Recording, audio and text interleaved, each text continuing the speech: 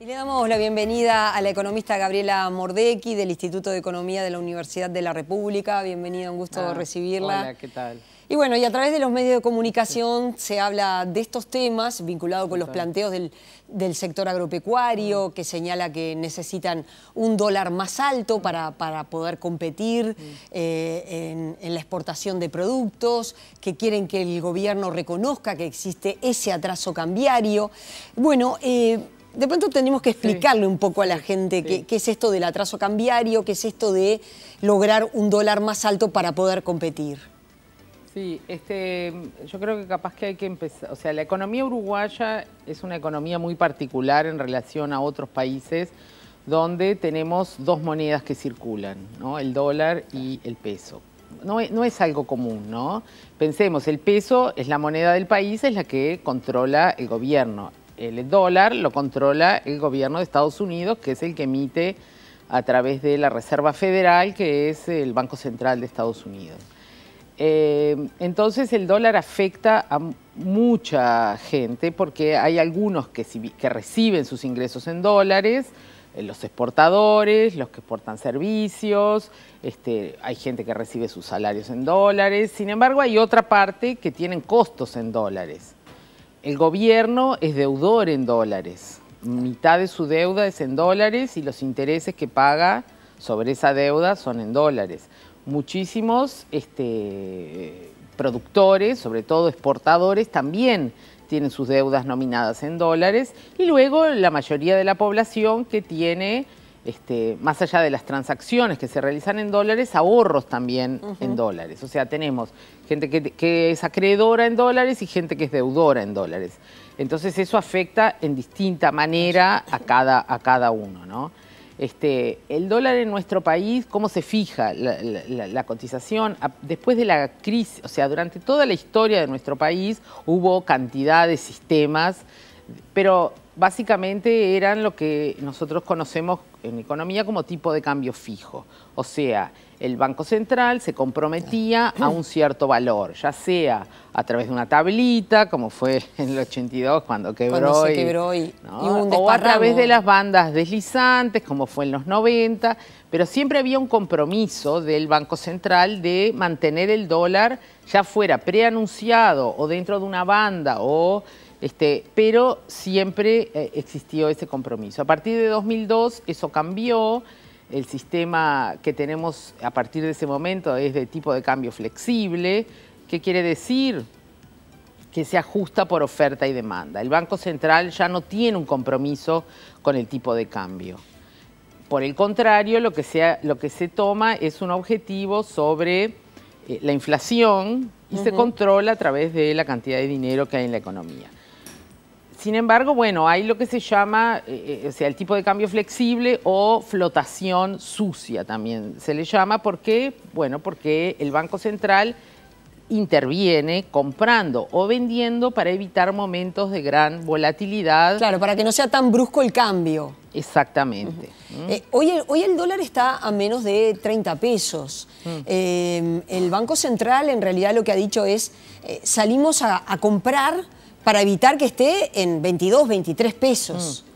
Sí, bueno, es imposible saber a cuánto estarías. Bueno, pero para dar una referencia simplemente, exactamente, ¿no? O sea, el Banco Central, para que se tenga una idea del monto que compró, salió a comprar simplemente en este primer mes del año, más de 500 millones de dólares, casi 600, lo cual es prácticamente lo mismo que se compró en todo el año 2017, que fueron 700 y pico de millones. O sea, la intervención del Banco Central fue muy grande.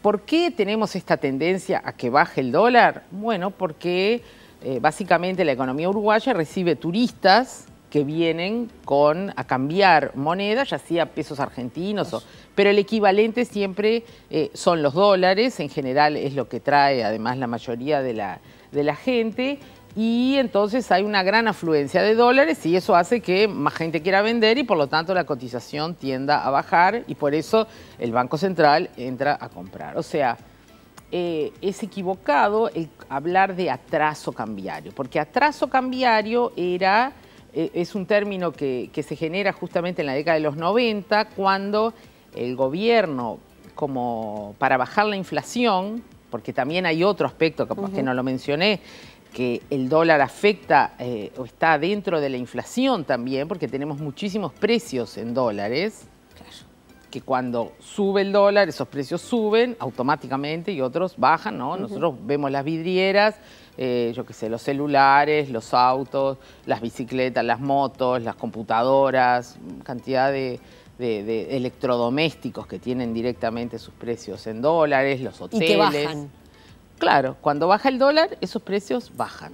Y cuando suben, van al otro lado. Usted dice, no se puede hablar hoy día de atraso cambiario. ¿Es equivocado el concepto? Exactamente, ese concepto es equivocado porque refiere a cuando se atrasaba, digamos, ¿de qué? Atraso respecto a qué? A la inflación. Entonces, lo que hay que, bueno, digamos, lo que nosotros en economía miramos es lo que se llama el tipo de cambio de equilibrio, que es un concepto bastante más difícil de percibir porque responde a fundamentos de la economía. O sea, una economía que crece y que se enriquece, su moneda tiende a valer más. Eso es, digamos, algo así que sucede y es lo que sucedió en Uruguay. Y además, ¿por qué también respecto a otros países? Bueno, porque Uruguay creció mucho, ingresaron muchos capitales, es un país atractivo para que vengan las inversiones y bueno, las inversiones entran en dólares. A eso se le suma lo que yo decía de que es la Reserva Federal la que fija las pautas. ¿Qué responsabilidad podría tener o qué cambio podría incorporar para atender este reclamo el gobierno, el Poder Ejecutivo?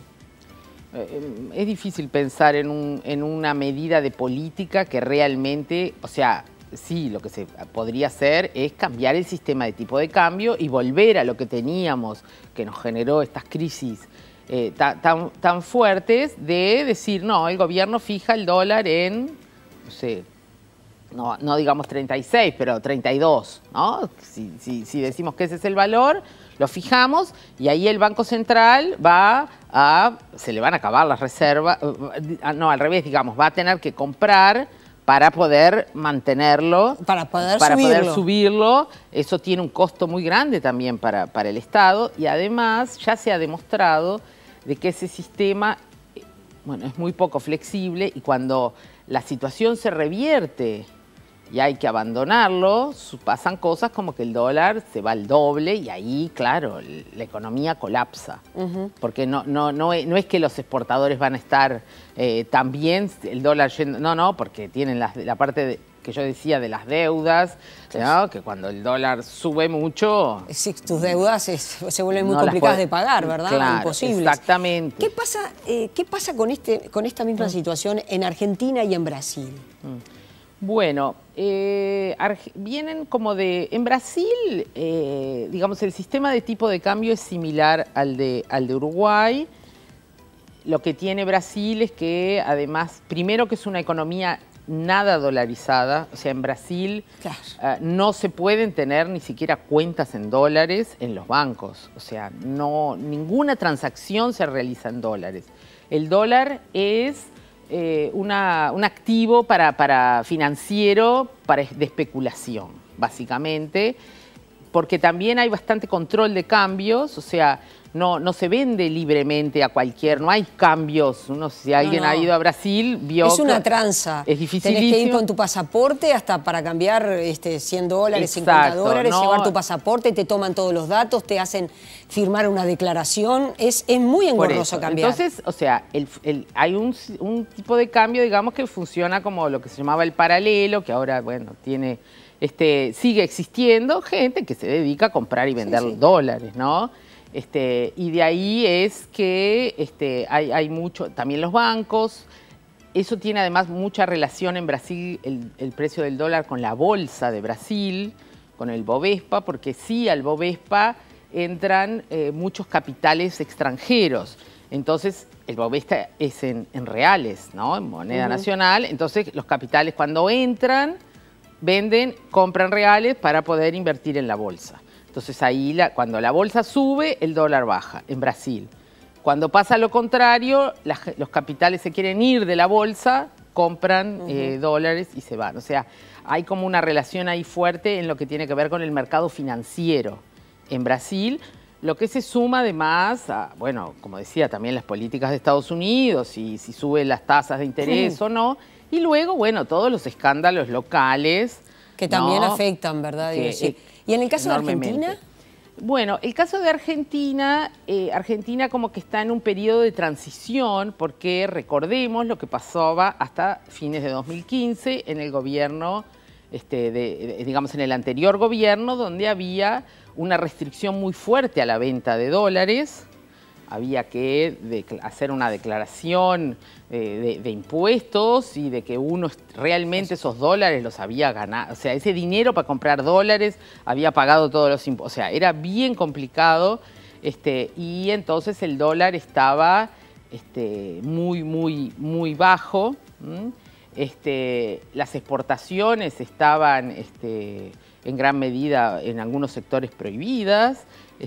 Las importaciones estaban muy restringidas, bueno, porque es que no tenía, hubo además una fuga de capitales muy grande, el gobierno no tenía dólares para las actividades.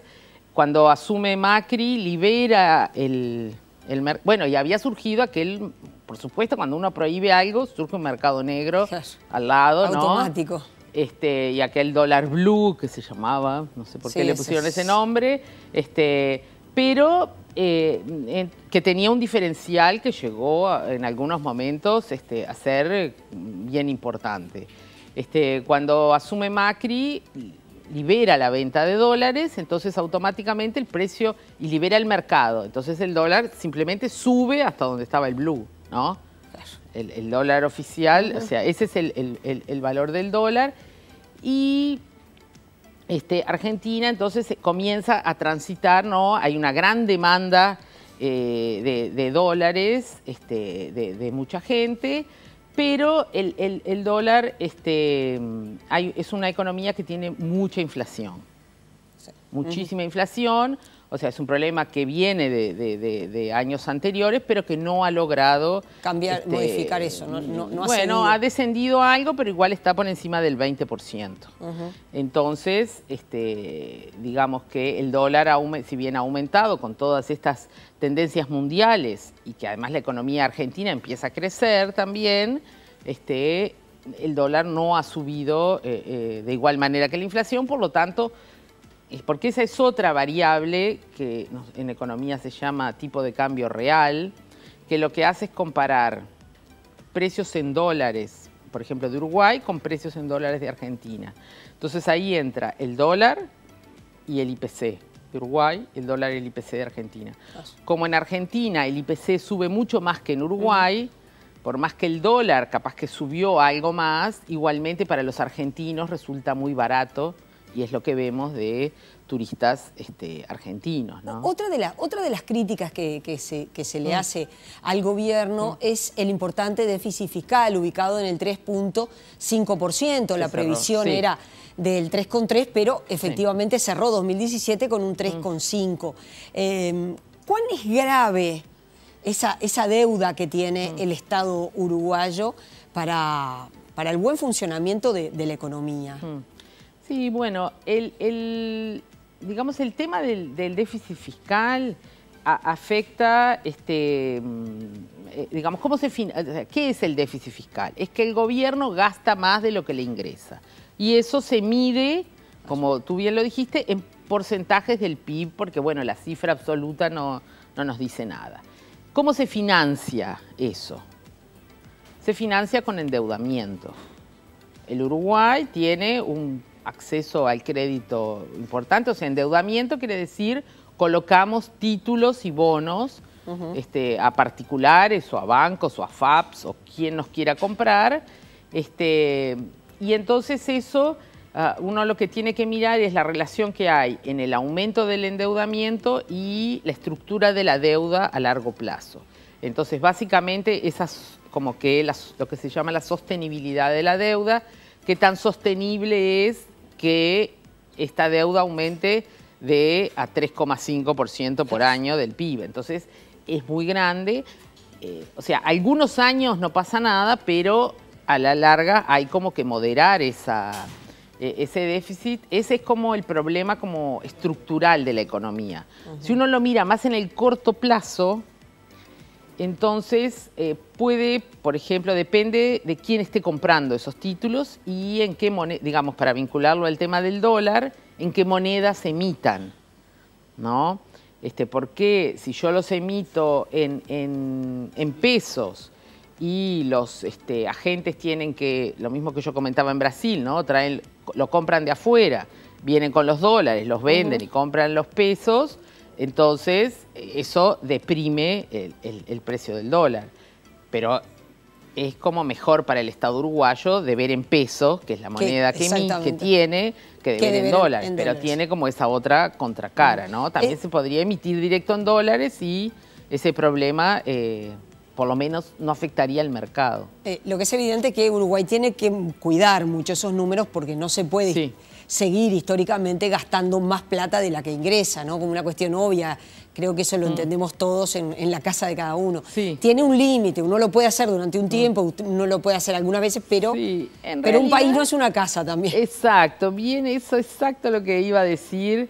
En general los países, no todos, ¿no? Pero un país en crecimiento, un país en desarrollo, cuya población no tiene la capacidad de financiar, digamos, el desarrollo necesario, precisa captar fondos del exterior. Y la mejor forma de hacerlo es esta de la emisión de títulos. También se puede pedir créditos a bancos de desarrollo, el BID, el Banco Mundial, etcétera. Pero digamos, esa es la forma. Y el gobierno, digamos, lo que trata de hacer es como mantener el déficit controlado para que, digamos, esto no explote, ¿no? Pero...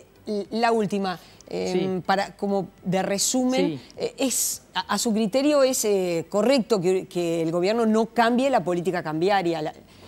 Eso lo ha dicho el equipo económico. Yo creo que eso es así, no solamente nosotros, digamos, lo dice el gobierno, y yo creo que los privados tampoco piensan en general, los analistas, todos, no se ha escuchado nadie que piense que hay que volver al régimen anterior, porque eso podría tener consecuencias graves, digo. En una situación, difícil de la economía no tendríamos cómo salir rápidamente, ¿no?